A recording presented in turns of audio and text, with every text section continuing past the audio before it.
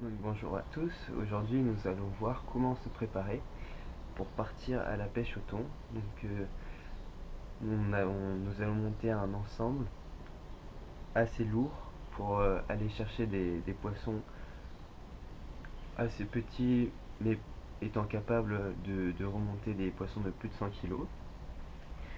Donc l'ensemble se compose d'une canne Yakutsu, donc rien d'exceptionnel, mais une canne très bon marché et très bon rapport qualité-prix, et d'un Spheros 20 000 de chez Shimano. Donc d'abord on va monter le moulinet sur la canne.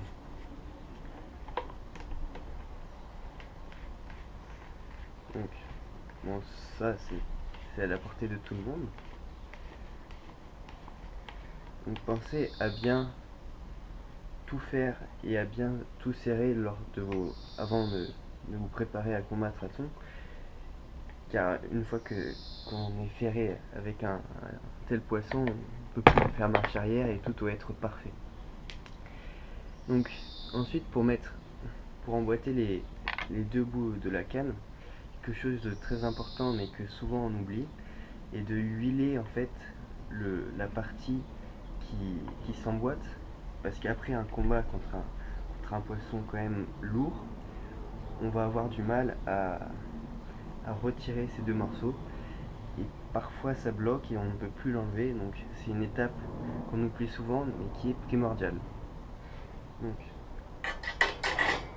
on vient tout simplement prendre de l'huile comme vous avez chez vous, hein. On vient en mettre un peu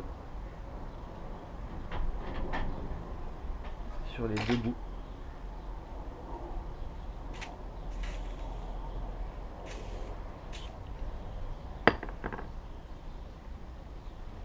Et on vient emboîter ces deux bouts et aligner correctement les anneaux avec le moulinet.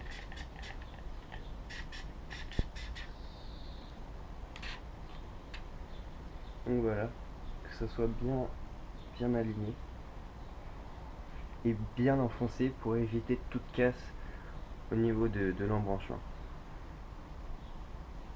Donc ensuite, sur ce moulinet qui a déjà servi, on a perdu quand même beaucoup de tresses, donc je vais en remettre un peu pour optimiser les lancers, et surtout si gros poisson se présente, ne pas casser par manque de fil. La tresse que je vais utiliser, de la gibrette de chez Daiwa, donc bon, j'ai déchiré mais c'est pas grave, en 42 centièmes, donc une tresse quand même assez grosse pour éviter les casses.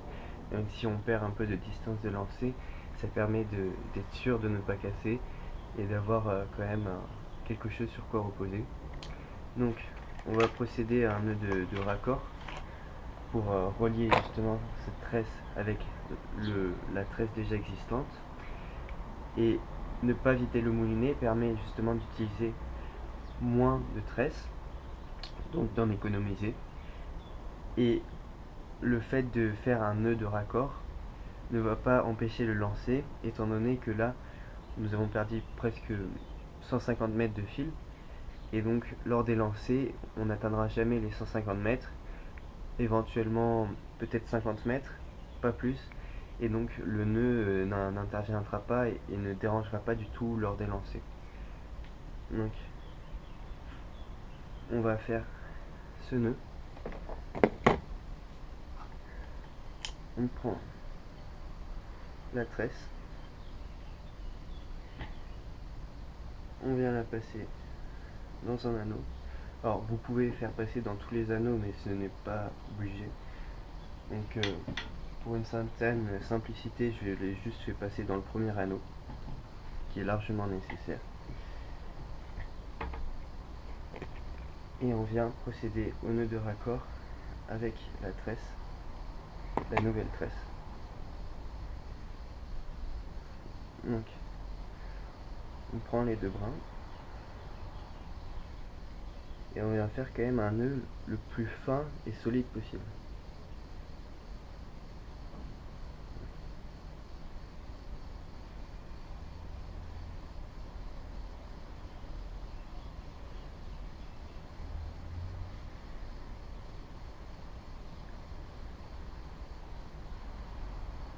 Avec des gros diamètres de tresses et de fils, on n'a pas besoin de décupler les passages lors des nœuds, décupler la taille des nœuds, et ils vont tenir très bien sans pour autant faire des nœuds très gros, car les forces de frottement qu'il existe entre les deux tresses quand même de diamètre assez épais va permettre de tenir sans faire des nœuds beaucoup trop imposants. Donc voilà, une fois qu'on a fait nos deux côtés, on vient humidifier. Tout simplement, on tire.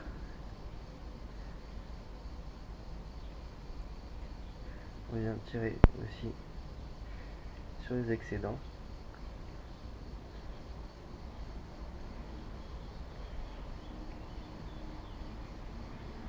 Et voilà, un nœud assez propre. Il faut vraiment s'assurer de la solidité. Et on peut ensuite venir couper les excédents.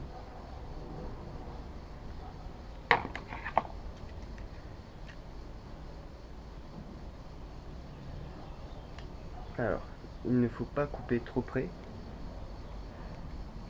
pour éviter que le nœud glisse, on ne sait jamais.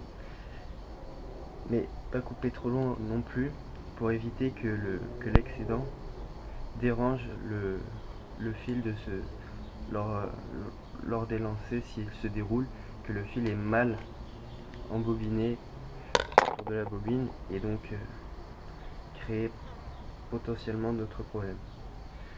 Donc un nœud assez propre, voilà.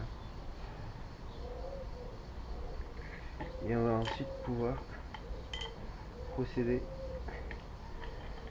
au remplissage de la bobine. Donc une chose très importante lorsque vous faites ce processus est de bien serrer la ligne autour de la bobine pour éviter que la tresse prenne trop d'ampleur et donc perdre de la place, et surtout lors des lancers de faire des nœuds inutiles alors que vous auriez pu mettre plus de tresses, en même temps éviter ces nœuds qui sont extrêmement embêtants, surtout lors des moments fatidiques, quand il y a des chasses de thon ou n'importe quel autre moment où on doit être prêt.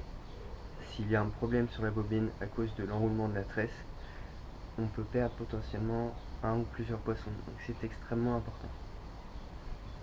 Donc pour cette étape, soit vous possédez quelque chose justement pour vous aider pour tenir la bobine et la tenir fermement, ou alors demandez à quelqu'un de votre entourage ou un ami de vous aider dans ce processus. Donc je vais le faire et je vous montre le résultat. Donc voilà, le remplissage du moulinet a été fait. Donc maintenant, il faut au bout de la tresse faire un nœud de raccord. Donc on va faire un nœud qui s'appelle le nœud FG. Donc c'est l'un des plus résistants et solides, et surtout qui passe extrêmement bien dans les anneaux pour faire un raccord entre la tresse et du nylon ou fluorocarbone. Donc sur cette canne, on va mettre du fil de 1 mm. Donc ça permet quand même d'avoir une résistance à l'abrasion quand même assez bonne. Aussi que le fil ne soit pas trop visible dans l'eau, justement, qui est très clair lorsqu'on pêche du thon. Et le nœud FG va permettre de pouvoir quand même avoir une certaine douceur dans les lancers, même si on fait passer le nœud dans les anneaux. Donc je vais tout installer pour faire ce nœud. Donc voilà, j'ai pris environ 2 mètres du fil justement pour accorder à cette tresse. Donc on va procéder au nœud FG. Donc un nœud qui est quand même assez compliqué, qu'il faut faire à l'avance et non pas sur le bateau, même si cela est possible.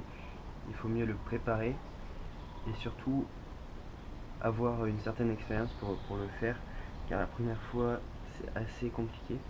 Donc je vais le faire devant vous, mais vous pouvez trouver plein de tutos beaucoup plus explicites et faciles sur YouTube.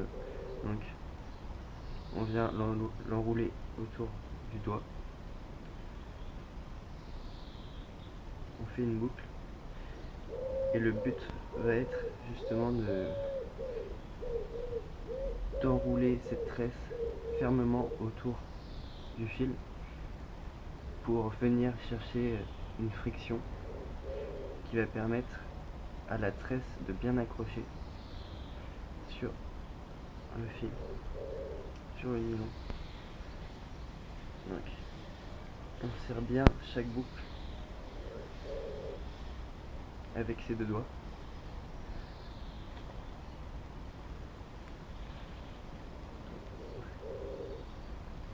Vous pouvez aussi acheter un auteur, il me semble, le nom français et anglais, qui permet justement de faire des nœuds encore plus propres et solides que ceux-là. Donc voilà, une fois que le nœud G est fait, on obtient quelque chose plus ou moins comme ça.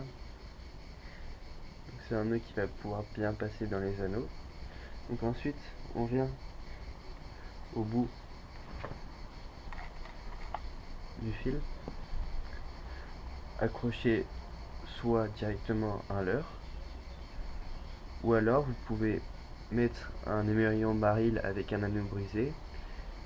Mais moi je préfère mettre tout simplement une agrafe. Alors c'est une agrafe spéciale, donc ça permet de pas avoir à l'ouvrir, donc beaucoup plus résistante, plus petite, et surtout ça évite que le thon ouvre l'agrafe, qu'il morde, qu'il ouvre, ou tout simplement qu'il la casse.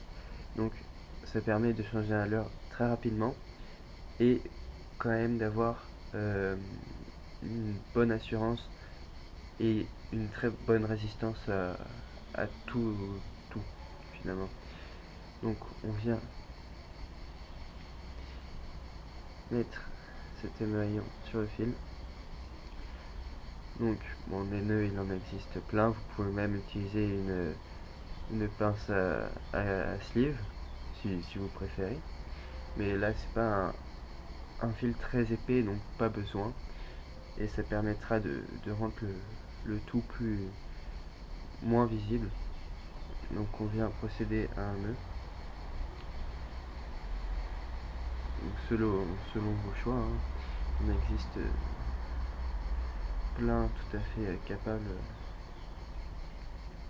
d'assurer cette mission. Donc hop, on vient humidifier et on vient coulisser le tout.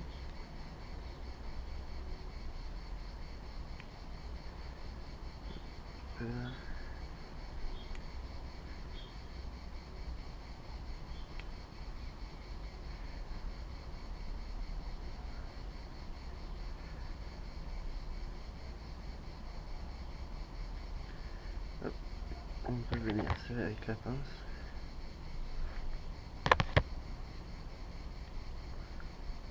Et voilà, un nœud qui va tenir à tout. Et on peut venir ensuite couper l'excédent.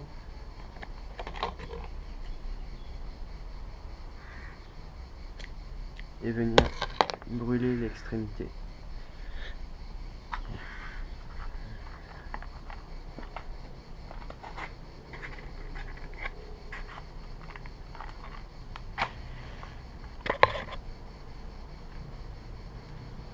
Donc on vient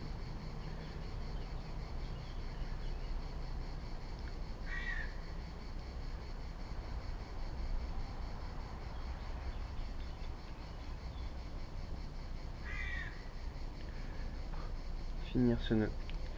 Et voilà, on est sûr que ça va pas se détacher. Et c'est quand même très pratique d'avoir une agrafe ou un anneau brisé pour changer rapidement les leurres en cas de besoin, de situation critique entre guillemets. Donc ensuite c'est prêt à pêcher. Il ne reste plus qu'à lancer, à mettre à leurre, à lancer et ferrer un poisson. Donc je vais vous montrer quelques leurres qui marchent très bien. Donc voilà, j'ai installé un rooster popper donc pour aller chercher justement de gros poissons. Donc avec cette fameuse agrafe qui me donne un résultat tout à fait correct et capable de pêcher des poissons de taille très imposante. Donc sur ces leurres, il faut changer l'un des deux hameçons au moins pour mettre un simple pour éviter de blesser les poissons. Et vous pouvez aussi tout simplement en enlever un, même si ça va déséquilibrer le leurre. Donc je vous conseille de changer cet hameçon triple pour un hameçon simple pour éviter de blesser trop les poissons et donc préserver l'espèce et pouvoir continuer cette pêche, car les thons sont des poissons quand même qui meurent assez facilement lorsqu'on les ferre, et donc faites-le pour justement préserver l'espèce. Voilà, c'est tout pour cette vidéo. Je vous remercie d'avoir regardé et puis on se retrouvera peut-être sur l'eau d'ici quelques jours ou semaines.